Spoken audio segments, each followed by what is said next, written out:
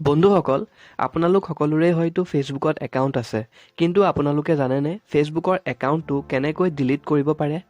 যদিহে নাজানে তেন্তে ভিডিঅ'টো সম্পূৰ্ণ শেষলৈকে চাই থাকক, কাৰণ আজি মই আপোনালোকক ক'বলৈ ওলাইছোঁ ফেচবুক একাউণ্টটো কেনেকৈ ডিলিট কৰিব অতি সহজতে। বহুতেই নাজানে, সেইকাৰণে মই এই ভিডিঅ'টো বনাইছোঁ, আপোনালোকে চাওক শেষলৈকে। আপোনালোকে ফেচবুক এপ্লিকেশ্যনটো অ'পেন কৰি ল'ব। মই ফেচবুক লাইটটো অ'পেন কৰিছোঁ। অ'পেন হোৱাৰ পিছত ওপৰতে থকা 3 ডটটোত ক্লিক কৰিব। 3 ডটত ক্লিক কৰাৰ পিছত তললৈ আহিব। তললৈ আহিলে আপোনালোকে ছেটিংছ পাব। মেইন এপ্লিকেশ্যনটোতো ছেটিংছতেই যাব আপোনালোকে, আৰু যদি লাইট ব্যৱহাৰ কৰে মোৰ ধৰণে এনেকৈ ছেটিংছতেই যাব।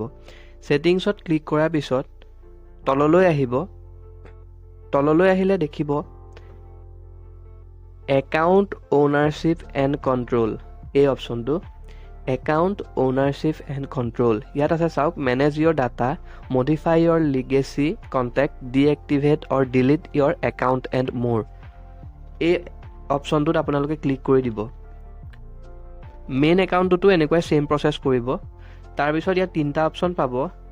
3টা অপশ্যনৰ মাজৰ অপশ্যনটোত চাওক, deactivation and deletion, temporarily deactivate or permanently delete your account. এই অপশ্যনটোত ক্লিক কৰিব। ক্লিক কৰাৰ পিছত ইয়াত 2টা অপশ্যন পাব আকৌ। এটা আছে ডিএক্টিভেট একাউণ্ট, এটা আছে ডিলিট একাউণ্ট।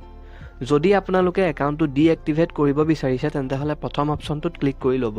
মই আপোনালোকক ডিলিট কৰাৰ বুলি কৈছিলোঁ, সেইকাৰণে মই ডিলিট একাউণ্টত ক্লিক কৰিছোঁ। ডিলিট একাউণ্টত ক্লিক কৰাৰ পিছত কণ্টিনিউ কৰিব। কণ্টিনিউ কৰাৰ পিছত ইয়াত চাওক আকৌ ওলাব ডিলিট একাউণ্ট, এই অপশ্যনটোত ক্লিক কৰিব। তাৰপিছত আপোনালোকৰ পাছৱৰ্ডটো যোনটো, সেই পাছৱৰ্ডটো ইয়াত টাইপ কৰিব। টাইপ দিয়াৰ লগে লগে ইয়াত কণ্টিনিউ আছে, কণ্টিনিউত ক্লিক কৰি দিব। কণ্টিনিউত ক্লিক কৰাৰ পিছত এনেধৰণে আহিব চাওক, কনফাৰ্ম পাৰ্মানেণ্ট একাউণ্ট ডিলেশ্যন। তো এই অপশ্যনটোত আপোনালোকে ক্লিক কৰি দিব, আৰু ইয়াত চাওক লিখা আছে you have 30 days to reactivate your account and cancel the ডিলেশ্যন।